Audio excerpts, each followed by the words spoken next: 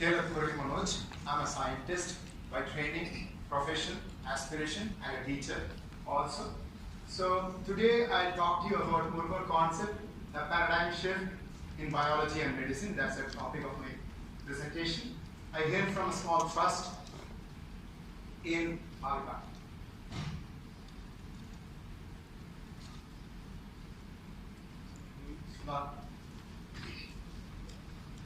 Checked it, it's okay. Okay, first I would like to give you the layout of my talk. It's divided into three. We are starting at around 11:40. So my target is to finish it in 1 hour sharp. So first I'll talk about what Murburn concept and murzymes are. The first part. And then second thing is simple soluble enzymes where Murburn concept has been applied. In that, I will deal with chloroperoxidase and its role in ecology, hemoglobin in erythrocytes, lactate dehydrogenase in liver. And the third and final part is the complex membrane systems, where I shall deal with drug metabolism, pharmacokinetics in endoplasmic reticulum, and respiration and thermogenesis in mitochondria, oxygenated photosynthesis in chloroplasts, phototransduction and electrophysiology in retina. So I gather that if you are a research scholar or a student, please raise your hands. Can I see a majority of my audience is research scholars and students. Okay, so I shall try to keep the tenor rather somewhere between a very focused research scientific presentation and a presentation aimed primarily for research scholars. So, the first part, Murburn concept and murzymes. Now, all of you are biologists, we are chemical-physical systems, and Murburn concept is a fundamental idea that has been termed to capture a key metabolic or physiological thesis. Now, here in the slide, you will see to the left the classical mechanism of catalysis or electron transfer. What happens is, in the basic model, you have an active site wherein a reactant can come and form a complex, giving a transition state complex, which goes through a transformation to give product. And then this cycle repeats. This is the classical enzyme mechanism. Now, Murburn concept has a very small change in this, in that there is a diffusible reactive species, that is what this DRS is for, and the reactant or substrate might interact with the protein in or around the enzymes protein or other biological molecule, and this area around the enzyme is called murzyme, and this leads to the product formation. So what is Murburn concept?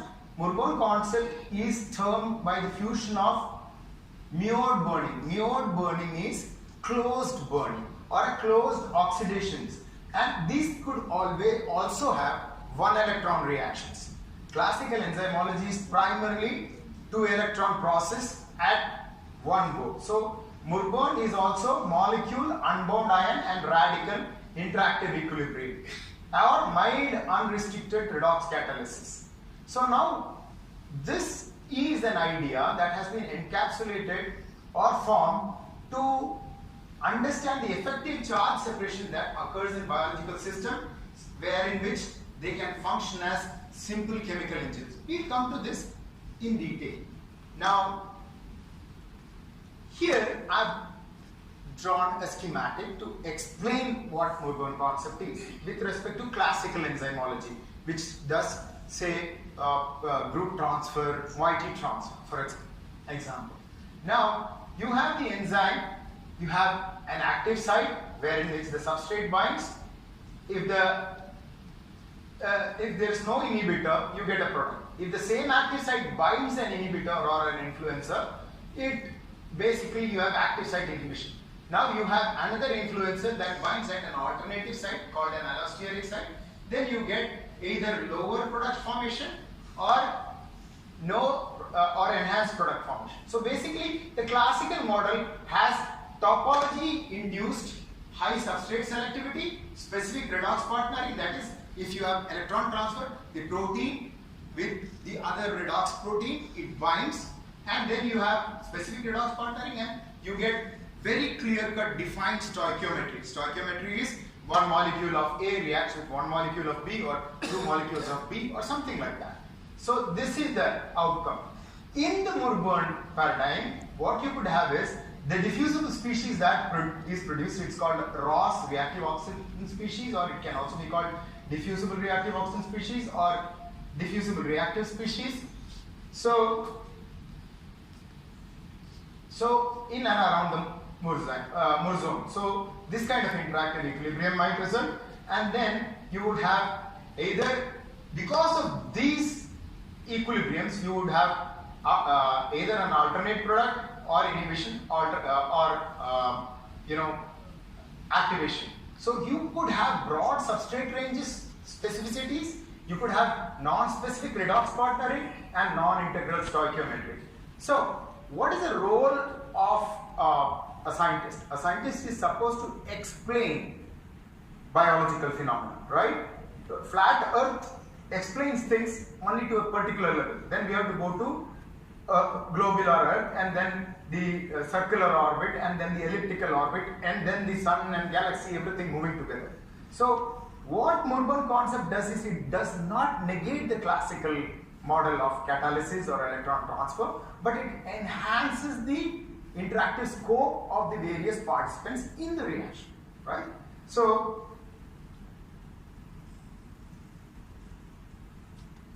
now, in terms of catalysis, what does it allow us to explain? You might have seen how the classical Michaelis-Menten profile is. Now straight here, in terms of metabolism, Michaelis-Menten kinetics, you have a classical hyperbolic asymptote. You have classical KMM, max and all that. You might have studied that, right? Now, there are, if you do some experiments, in certain cases, you might get profiles like this, where you might get practically a zeroth order multiphasic reaction, all this. These are not classically explicable in the Michaelis-Menten paradigm. These can be explained by Murburn concept because of the multiple interactive equilibrium. So mechanistically, there's a greater scope for explaining the interaction of the participants. And then if you're trying to see the physiology, you see dose response. When you plot, you get usually, if it is an activation, you get a sigmoid curve, or inhibition, you get a sigmoid curve. Now, in certain cases, you have a high activity at a lower activator concentration. How can you explain? In classical enzymology, there is very little scope for explaining that. You get 1 milligram, you get a very effective dose, but 10 milligram you don't. How can you get that? This is experimentally noted, and this also Murburn concept can explain. How? A radical, if it is the catalytic agent, it will be stable only at a very small range of concentration. So this Murburn concept allows us to explain anomalous activations, inhibitions, idiosyncrasies. What are idiosyncrasies? Case-specific dose response. Mr. X might show a response, Mr. Y need not show a response. This it can explain. And hormesis. Hormesis is like 1 milligram shows a very good effect, but 10 milligram does not show. So these are the benefits of considering this theory. Now, at a cellular level, how does it allow the cell to function better? This is very, very important. Now, let us compare a cell to a simple chemical engine that's shown here. Let's compare it to a combustion engine. You have fuel, you have oxygen given in, and then because of the reaction, you get pressure, smoke, sound, steam, and heat. Similarly, in the cell, you have this Murburn equilibrium, which mediates electron moiety transfers, modulates transmembrane potential and ion fluxes, catalyzes fluid lattice dynamics. These are because our body or our cells, they are comprised of molecules and ions and the transiently generated radicals. So this is a classical control is always through topology and proximity. Substrate or receptor binds to a very specific molecule, and there is Fisher's or Postland's theories, lock and key or induced fit. This doesn't need all that. The specific modality of control is on a physical level. Delta G of formation, thermodynamic pull, dynamic partitioning, dielectrics, proton, stabilization, concentration based stabilization, spin. These are the regulatory aspects involved in Murburn theory. So now here I'm showing you what is a paradigm shift perception. The paradigm shift is that classically ROS, reactive oxygen species like superoxide radical, hydroxide radical, peroxide, all these molecules and radicals, they are concerned as pathophysiological manifestation, primarily cancer, all that. You might, some of you who are doing research in that area. What Murburn concept states is that they are the quintessence of life. If you remove the ROS from your system, you cease to exist. You cannot function. You cannot live. That's my primary thesis. It's fundamentally countering the basic outlook of biologists as of now. It's a very radical idea that I'm advocating. You need oxygen to produce these radicals. That's the reason you need. Because we are able to explain the reactions that occur in the cells involving these only. They explain the energetics, kinetics, mechanistics, structure of the proteins, distribution of the proteins, the evolution scope, probability of reactions, Occam's razor, very important for a scientist. But only problem with this theory is aesthetics. Aesthetics is, if we have a radical species around, it could spoil everything. It will lead to chaotic outcomes. Now, my argument is, if you have a knife in the kitchen, and if you see knife racks, gloves, cutting boards in the kitchen, you do not deduce that knives are not used or knives are dangerous. Of course knives are dangerous. But then the racks, the cutting boards, the gloves that you use in the kitchen, they are present for you to use it effectively. That's the the conceptual change that we need to bring in among the biologists. So a knife is dangerous, but it is indispensable. So Murburn, how can you explain if radicals are going all around? Why don't they attack generally? It's like this. If you take a cloth, dip it in oil, and then burn it, the cloth doesn't get burnt first. The oil gets burnt, right? But then over a process of time, your body also gets burnt. That's the collateral damage. That's the Murburn thesis. So basically, what I say is diffusible reactive species are the elixir of life. They are not mere pathophysiological manifestations. They are not mere toxic wastes. I owe all my work, before I start off with the details of my work. This is the basic theory that I presented.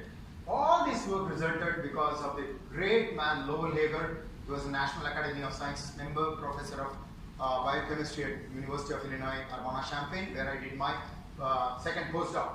So, wonderful man. And I used to work with him, and there I differed with him on the mechanism of chloroperoxidase. It was an enzyme that he discovered in 1960s. It was a pioneering lab there. I worked there. I differed with him on the mechanism of how chlorination. It's an enzyme that inserts chlorine atom into the substrate molecule. The mechanism, I differed with him, and then I published, and he accepted this in 2008 in his lifetime memoir, and that is the starting point of my pursuit, which started about 22 years ago. So I'm going to show you now how this fundamental theory or a concept of Murburn concept allows us to explain whatever happens in our cellular system to a better extent. So the simple soluble enzymes that I will deal with is basically first chloroperoxidase, the system that I started working with Lowell Hager in Urbana-Champaign. So this enzyme, if you see classically what is the definition of an enzyme? An enzyme is something that catalyzes one specific reaction, one specific substrate, something like that. But this enzyme can chlorinate a wide bevy of molecules. Here I have shown an olefin, so many different types of molecules it can chlorinate, and it can insert oxygen to, it can do sulfoxidation, epoxidation, hydroxylations. It can do heteroatom demethylations, for example carbon-carbon or carbon-nitrogen, carbon-oxygen bond breakages, and then it can also do electron abstractions. So this is the structure of the protein, wherein you can see the heme is here, it's a heme cofactor here, and here you see various dyes down through the surface. Now, this heme peroxidase, chloroperoxidase, is responsible for more than 95% of the halogenic molecules, halogen incorporated molecules in the nature. It's also involved in the lignocellulose material degradation. So this is ecologically very important. Now the classical mechanism is there is a active site, this site, and there is a chlorinating species formed there, and the substrate accesses there and chlorinates. I said no, it's not like that. A chlorinating, a diffusible electrophilic species is formed and it goes out and reacts around the enzyme. Now you see how that simple one protein, one system, how this diffusible species I am applying it. Now you see, how did I show? Why did people think that it was an active site mechanism? So you see, if two molecules, thiourea and monochlorodiamidone, they were given to the enzyme, you give them two substrates at the same time, the enzyme mixture would consume only thiourea. Whereas you take a bleaching agent like hypochlorite and you give it, both thiourea and monochlorodiamidone will be reacted 1:1. So how can you explain thiourea consumption outside the active site if that is occurring outside the enzyme? So that I showed employing controls. That is, what I did is took a hypochlorite molecule and sustained release. Some of you might know what sustained release is, right? Slowly, in situ, you generate the chlorinating species slowly. So you get the same reaction that you get in the enzyme system. You can get the selectivity. And then I've shown in the linear free energy relationship. This is something that chemists use for understanding mechanisms. What is the pattern? If you take hypochlorite and you try to do the reaction, the rate is low and it has a slope. Whereas the enzyme reaction, the rate is very high and it has practically a horizontal line. So, but then when you have high amount of chloride ion, what the radical that is produced raises the slope and the rate goes up, y-axis intercept goes up and it flattens out. Similarly, the two molecules, phenyl sulfide and dibenzoyl methane, they are not soluble and they are bigger than the active site dimensions. They are not soluble and they are bigger than the active site dimensions. So what I showed in this is that even if you take insoluble and molecules that are excluded outside the active site, you get the same specificity. Phenyl sulfide is catalyzed before dibenzoyl methane. And then finally, how do you differentiate between active site and extra active site reaction is, you take indene and subject it to chlorination. The chlorination is practically zeroth order with respect to two different concentrations of the enzyme. But whereas the epoxidation reaction is classically dependent. So the same substrate, this epoxidation reaction gives enantioselectivity. Enantioselectivity is stereoisomer, you know, that you get R or S form.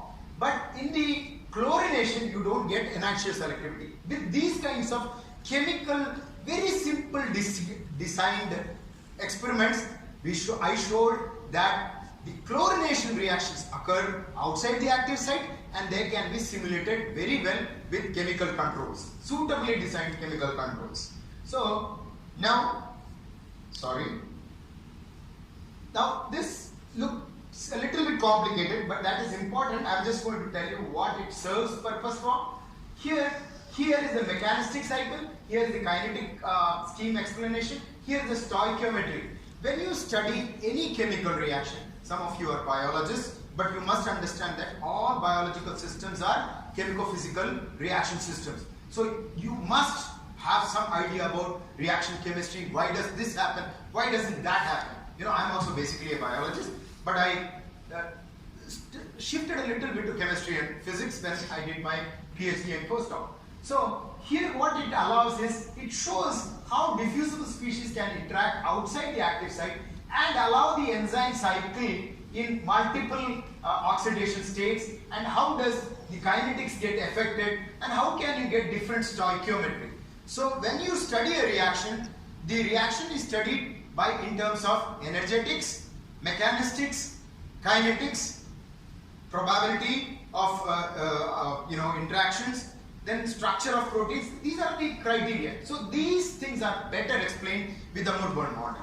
So this was the first system that I used to explain. With that, the first system goes, and I'm coming to the second system. The second system is hemoglobin. Hemoglobin's role in erythrocytes. Now, what do we know about hemoglobin? Hemoglobin is a protein that transfers oxygen from the lungs to different parts of the body. Now, did you know that an RBC lives at least for 120 days, and it is metabolically diverse? Though it does not have a nucleus, it doesn't have mitochondria, it needs ATP. You will agree, right? But then, you know the classic glycol... Oh, what happened? What happened? Okay, whatever. Something. Okay, we got it back. Sorry, I did not press anything yet. So, okay, so here you have the classic glycolytic pathway. If you see, 2 steps ATP are used, 2 steps ATP are formed. But then you will have 2 extra here because 3 carbon, right? So only 2 ATPs are formed here per glucose, right? So now, but then you see that in the RBC, practically all the ATP that could be formed is used for the BPG formation. So the concentration of ATP in RBC is around 3.5 millimolar. The glycolytic pathway is inadequate to explain that. How do you explain ATP formation in RBC? The Murburn theory allows it. Now, if you understand a little bit of chemistry, iron 3 superoxide complex or iron 2 oxygen complex is functionally the same. Did you get that? That is, see, iron 3, Fe3, it's called methemoglobin. If it binds, if it gets reduced, it becomes Fe2, and then oxygen can bind, you get oxyhemoglobin, right? This oxyhemoglobin can dissociate into either Fe2 and oxygen, or it can dissociate into Fe3 and superoxide. When it dissociates into Fe3 and superoxide, what happens is the superoxide attacks phosphate and ADP and they make ATP. Very simple Murburn reaction. Now you have hemoglobin packed in millions and millions of copies in the RBC. Now this is a stochastic event. How does the oxygen dissociate from iron? it can happen through either oxygen or through superoxide. If it goes via superoxide, it can have the ability to make ATP. How did we show? You know hemoglobin is a tetramer.